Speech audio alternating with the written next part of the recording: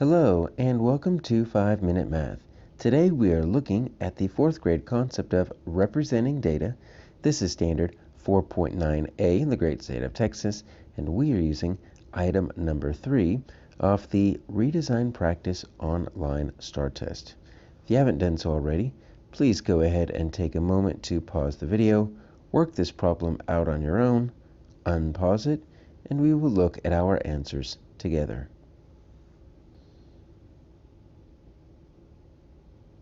Alright, so we have a list showing the number of pets adopted from an animal shelter each day for 2 weeks. So we go from 2 to 3 to 5 to 1, so they're not necessarily in order. Alright, so we're going to use this graph draw feature, and it already is kind of expanded. Normally it starts like this, but I'd already expanded it, so it kind of fills the whole page. And I'm going to increase my transparency so I can see a little bit behind there. And you notice what's nice is over here on the right, since this is such a big problem, we have to scroll all the way down to see everything. That scroll bar remains active, even with that transparency, so that's nice. So we have got some dot plots. And you notice every dot plot has a range of 0 to 10. So in order to help this out, what I think is going to be the best, because we have to match this data to one of these dot plots, I think it's going to be easiest. Let's turn on the draw feature.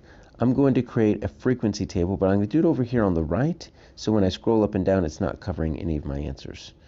And I'm just going to go, I'm going to use the grids. You know what, I'm going to change the grids to, and those are a little bit too large. Let's go with medium. So I'm going to just use the range that they gave me. 0, 1, 2, 3, 4, 5, 6, 7, 8, 9, 10. And then I'll use a different color just to kind of differentiate the two. Alright, and so let's just get a nice vertical line separating them. I don't need to draw the horizontal line since we've kind of got those on the grids, but I wanted that vertical line. What we're going to do, the most important thing, right, is we're just going to kind of cross these off. These numbers, right? So 2, and then 3, and 5, 1, 8, 6, 3, 4.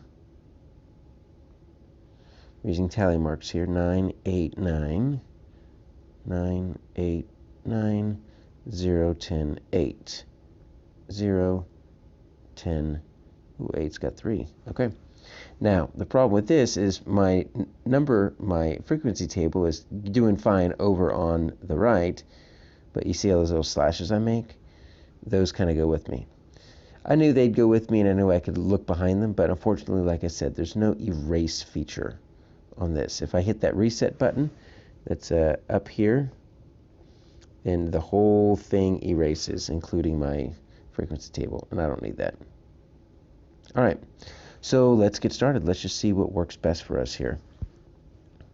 So take a look at A. A just has a single dot for every single number that received representation. The only one that's missing is 7, because you see 7 over here is going to be missing something.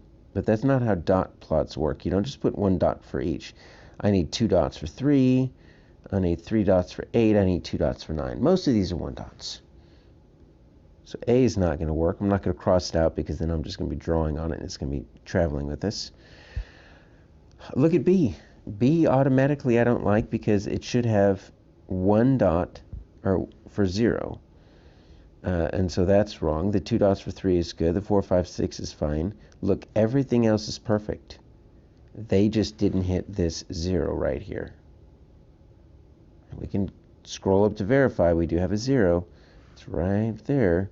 Okay, so B is the answer is going to look really close to B. C and D. So C has got 0. It's got 1, 1, 1, 2. Yes, 1, 1. Oh, it's got that extra 1 for 7. I don't need that. So here is my answer. Yep, D looks great.